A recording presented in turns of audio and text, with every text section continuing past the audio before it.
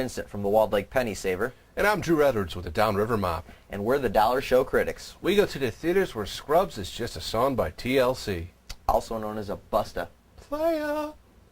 And this week's Dollar Show is Next Day Air, starring Donald Faison, Mos Def, and Mike Epps. Donald Faison stars as a delivery driver, and he just basically delivers stuff, and while he gets stoned, basically, that's his agenda. Oh, and hitting on the one chick who works there too that he got a job for. While stoned at work, Faison delivers one of these packages to the wrong room, and of course, this package is just bricked full of cocaine. I mean, it's all inside the pottery. And the people who find the cocaine, immediately, one of them has an idea they can make some money and sell it to one of their cousins that lives a few blocks away. So they give him a call. The apartment across the hall is waiting for this cocaine, and the guys there are just going ballistic. They're looking for the cocaine, so they actually get the boss that's looking for the cocaine. He comes there and joins in the search of the missing cocaine, which is where Donald comes into play. Faison. And that's when this movie gets really moving, and sorta. I mean, I cared less about any of the characters. I just didn't feel for this movie at all. Well, Drew, I didn't hate it as much as you did. I don't know if you hated it, but I didn't. I thought Didn't like it, I'll tell you that. Well, I thought it was reasonably well entertaining. You're right. A lot of this stuff has been done before in a lot of better movies. The dialogue was good, and it was only 82 minutes long. I thought it actually had a nice energy to it and kind of moved along in a nice clip. A lot of scenes that probably didn't need to be in there that were in there just to try to fill this thing out to be even 82 minutes long. But overall, you know, I mean, it is a dollar show. There was plenty of action in it. There was some good dialogue. Performances were good. Was it worth $1? I'm going to say sorta. Yeah, it's sort of worth $1.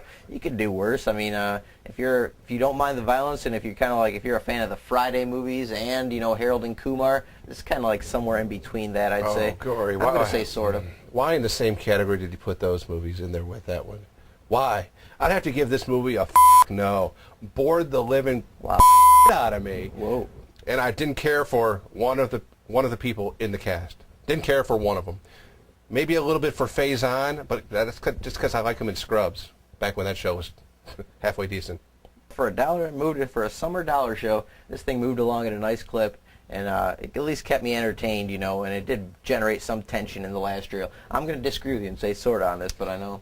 Hey, so, you're entitled to your opinion. All right, so that's one sorta and one no for Next Day Air. More like Tomorrow's Gas. And for my DVD pick this week, I'm going to stick with the stoner action comedy and go with a movie I liked a little bit better than Next Day Air, Pineapple Express. I'm sure a lot of you have seen it. It was very popular at the box office. Seth Rogen plays Dale Denton, who is a process server, you know, giving court subpoenas to people when, you know, they don't want to show up and that kind of thing. So he dons disguises and spends his days driving around delivering subpoenas and doing his favorite thing, smoking weed. What else is there to do when you're delivering subpoenas? We end up following Dale to his drug dealer, played in a great performance by James Franco. Now, Saul is just your typical drug dealer, you know, hanging out all day in his pajamas and watching, you know, reruns of 227 while just, you know, getting high and eating cereal. So while Dale's hooking up at Saul's house, Saul lets him in on the primo weed, if you will, the Pineapple Express, a super rare strain. Rare. Then what happens is Dale goes off to deliver a subpoena to this other guy and witnesses a murder. He goes back to Saul's house, all paranoid that he just witnessed a murder, and then what we have is kind of a film-long chase of Saul and Dale trying to evade Ted, who's the evil drug dealer who... Am I boring you with this review? A little bit. There's also a crooked cop in there played by Rosie Perez, and another kind of middleman drug dealer played by Danny McBride. For a nice late-night 420 viewing, I say go out and rent Pineapple Express. Drew does not agree with me on this one. No. He doesn't like this movie at all. No, Gory, but I did like Franco, as you said before. His performance in this I thought was pretty good, and Seth Rogen, he wasn't too bad in this movie either, but the whole plot of this just... I don't know where they came from. They must have been doing bong hits late at night or chain-smoking doobies, one of the two. I don't know. But it's not meant to be taken seriously. Oh, come on, let's get a little bit of a storyline. There was a little bit. I put Pineapple Express in there with the Harold and Kumars, and I do say that Next Day Air is down a level. I'm just saying. Well, I think Next Day Air is nowhere near. Leave us some comments right down here with your thoughts on Pineapple Express so we can read them.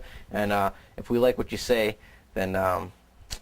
I don't know, good for you. We'll be back next week with another Dollar Show and another DVD pick. Until then, we're the Dollar Show Critics, and we'll see you. Yeah, so you really, I mean, come No, on. no, come on. Would you True leave- Romance much better than either of those. Oh, I agree with that. True Romance is a classic. Where's the video pick then?